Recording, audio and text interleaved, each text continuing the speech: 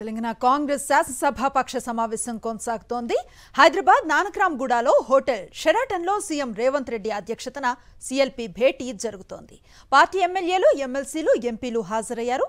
రాజ్యసభ అభ్యర్థి అభిషేక్ సింఘ్వి పరిచయ కార్యక్రమంతో పాటు తాజా రాజకీయ పరిణామాలపై సమావేశంలో చర్చిస్తున్నారు.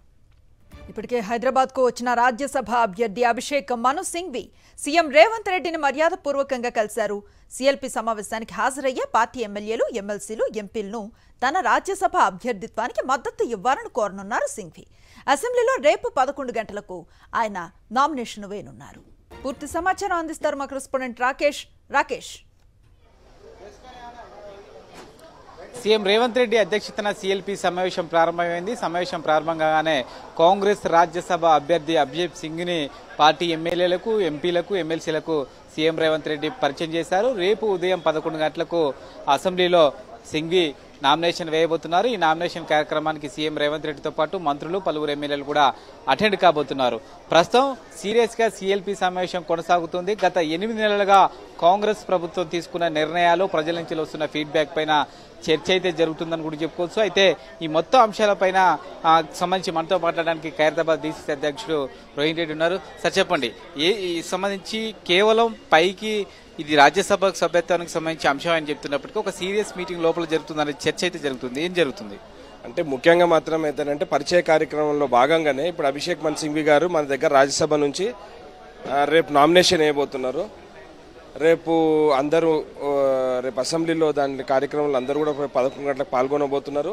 దాంతోపాటు గత 8 నెలల నుంచి కూడా మా ప్రభుత్వము ఏ అంశాలు అయితే ఎలక్షన్ మొదలు మేము ప్రామిస్ చేసినామో 6 గ్యారంటీల విషయం అయితేంది, స్కిల్ యూనివర్సిటీ అయితేంది, 2 సార్లు విదేశ పర్యటనలు తీసుకొచ్చిన పెట్టుబడుల మీద అయితే అన్నిటి మీద కూడా మీటింగ్లో చర్చిస్తున్నారు. ఎమ్మెల్యేల గారు కూడా అందరు కూడా ముఖ్యమంత్రి గారు వివరించడం కూడా జరుగుతున్నది.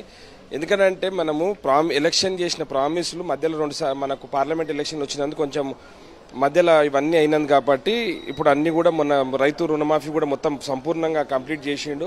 కాబట్టి ఇవన్నీ కూడా ఎమ్మెల్యేలు అందరూ కూడా రేపు క్షేత్రస్థాయిలో పోయి రైతులకు అందరికీ కూడా ఇదందరూ కూడా ఎవరెవరికైతే రుణమాఫీ జరిగిందో ఇవన్నీ కూడా ప్రజలకు చెప్పాల్సిన అవసరం ఉంది. కాబట్టి దాని విషయం కూడా ఒక చర్చ కూడా జరుగుతుంది. ఇప్పుడు పీసీసీ అంశంగానే లేకుంటే కార్పొరేషన్ కి సంబంధించిన పదవులు కానీ నామినేటెడ్ పదవులు వీటిపైన చర్చ జరిగే అవకాశం ఉందా? పీసీసీ ఇంకా కార్పొరేషన్ల గురించి ఏం చర్చ లేదనండి. ఏమైనా కానీ కూడా మనం ప్రభుత్వం ఏర్పాటు చేసిన తర్వాత ప్రజలకు మనం ఏమైతే హామీలు ఇస్తున్నామో ఆ హామీలన్నీ కూడా నెరవేర్చినాం. కాబట్టి ఇవన్నీ కూడా మీరు క్షేత్రస్థాయికి కూడా తీసుకెళ్లాలి.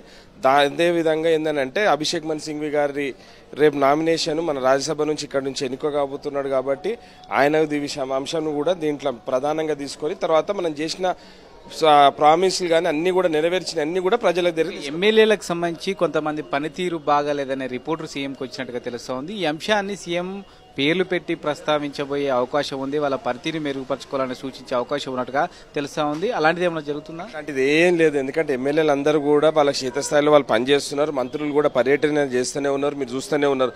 మొన్నటిదాకా కూడా ముఖ్యమంత్రి గారు విదేశాల పర్యటన చేసిన మంత్రులు అందరూ కూడా వారి జిల్లాలో కాకుండా వేరే కార్యక్రమాలలో కూడా మొత్తం పాల్గొనడం జరిగింది. మనం ఈ ప్రభుత్వము ఒక ఛాలెంజింగ్ టాస్క్ లెక్క తీసుకొని, ఎందుకంటే మనకు ఆర్థిక ఇబ్బందులు తీసుకొచ్చి పెట్టిన టీఆర్ఎస్ ప్రభుత్వం నుంచి మనం బయటికి వచ్చి మనం అధిగమించి మన ప్రభుత్వాన్ని ఎట్లా మనము ముందుకు తీసుకెళ్లాలి, తెలంగాణ ఎట్లా డెవలప్ చేయాలి, మన 4th సిటీ ఏదైతే ఫ్యూచర్ సిటీ ఉన్నదో దాని మీద ప్రధానంగా కూడా చర్చ జరుగుతుంది. ఎందుకంటే మొన్న మేము అమెరికా పోయినప్పుడు కూడా విదేశీ పెట్టుబడులు అన్ని కూడా 4th సిటీ మీద బాగా ఆకర్షితులైంది. కాబట్టి అవన్నీ కూడా వాళ్ళ ముఖ్యమంత్రి గారు చెప్పడం జరుగుతుంది. అదేవిధంగా మనం రుణమాఫీ చేసినాము, మనము ఫ్రీ బస్ ఏదైతే ఇస్తున్నాం ఇవన్నీ కూడా ప్రజలకు తీసుకుపోతున్నాం, మంచి రెస్పాన్స్ కూడా వస్తుందని చెప్పేసి ఎమ్మెల్యేలు కూడా ముఖ్యమంత్రి గారు వివరిస్తున్నారు. ఇది మీటింగ్ అయితే కొనసాగుతా ఉంది. అయితే పార్టీకి సంబంధించి 8 నెలలుగా కాంగ్రెస్ ప్రభుత్వం ఇచ్చిన హామీల అమలు తీరు, ప్రజల నుంచి వస్తున్న ఫీడ్బ్యాక్, అలాగే ఎమ్మెల్యేలు ఏ మేరకు జనాల్లో ఉంటున్నారు, వారికి సంబంధించి ఎన్నికల సమయంలో ఉన్న పరిస్థితులు ఏంటి, ప్రస్తుతం దానికి తగ్గట్టుగా మలుచుకుంటున్నారా లేదనే దానిపైన కూడా ఒక ప్రోగ్రెస్ రిపోర్ట్ అయితే కాంగ్రెస్ పార్టీకి పీస్ చీఫ్ అందింది. దానిపైన కూడా ఈ సమావేశంలో మాట్లాడే అవకాశం ఉంది. 1-2 ఎమ్మెల్యేలకు సంబంధించి హెచ్చరికలు జారీ చేయడం ద్వారా మిగతా వారందరినీ కూడా సెటరైట్ చేసే ఆలోచనలో సీఎం రేవంత్ రెడ్డి ఉన్నట్టుగా సమాచారం. మొత్తానికి రేపు అభిషేక్ మను సింఘ్వి 11 గంటలకు తమ నామినేషన్ అయిపోతున్నారు. సీఎంతో పాటు పలువురు మంత్రులు, ఎమ్మెల్యేలు కూడా ఈ కార్యక్రమానికి అటెండ్ అవుతారు. మరో 1.5 గంటల పాటు ఈ సమావేశం కొనసాగే అవకాశం కనిపిస్తుంది. Right, thank you Rakesh.